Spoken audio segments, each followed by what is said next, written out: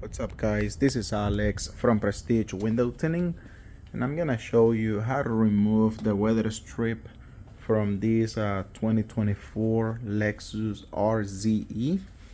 So this is very easy. So you just pull the panels here out this way, just carefully as always, and then after you do that you just pull the weather stripping from the bottom, and that's it. This is for the front door, same deal for the rear door. So we're about to do the window tinting on this one, so we need to remove the weather stripping or the door sweep. So this is a 2024 Lexus RZE 450E. See you in the next video.